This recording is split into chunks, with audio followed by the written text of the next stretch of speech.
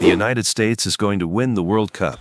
Not because they're the best team in the world, not because they suddenly discovered a secret football laboratory hidden under Kansas, and definitely not because every American sports show says it's happening next year, but because, statistically, it becomes harder and harder for it not to happen.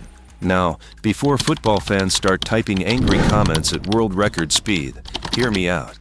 This isn't about saying the USMNT is the favorite. They're not. This is about understanding how probability works.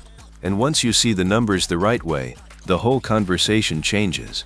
Here's the strange part. The best team doesn't usually win every tournament.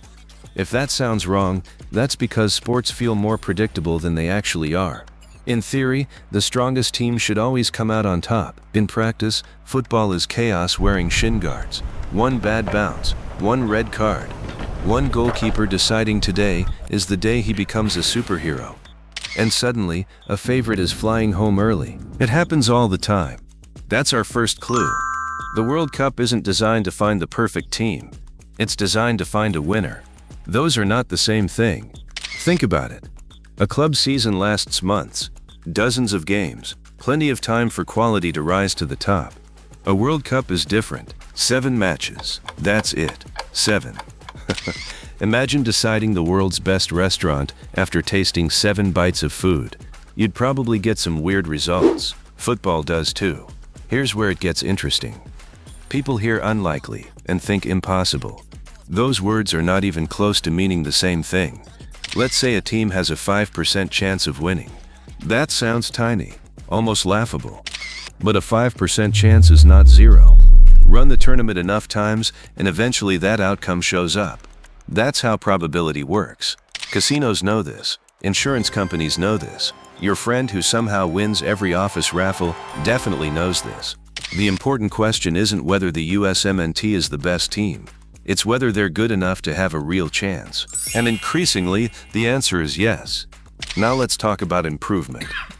Because this is where a lot of people get stuck. Many fans still think of American soccer the way it looked 20 years ago. That's like judging today's smartphones using memories of a flip phone. The picture has changed.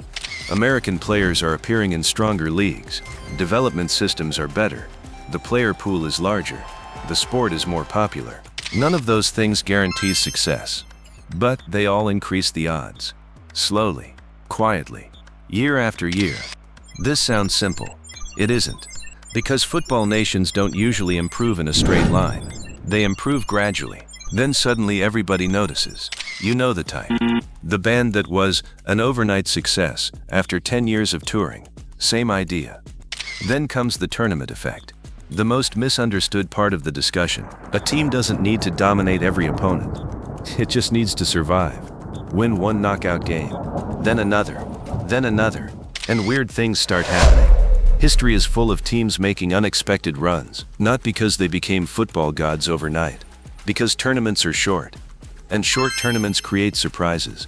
That's their entire personality. Now here's the twist. Statistics don't prove the United States will win the World Cup soon.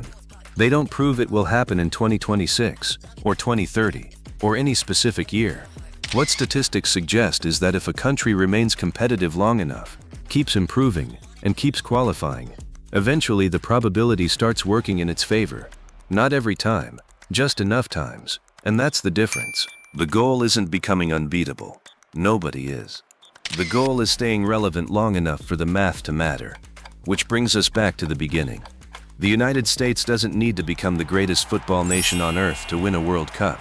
It just needs enough chances. Because over time, possibility has a funny habit of turning into reality. And that's why the idea sounds ridiculous today. Until one day it doesn't. So the real question isn't whether the USMNT can win a World Cup.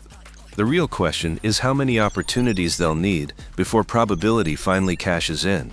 And when that happens, will anyone really be able to say they didn't see it coming? If you enjoyed this breakdown and want more football explained, subscribe to the channel. There's a lot more football math, chaos and confusion to uncover.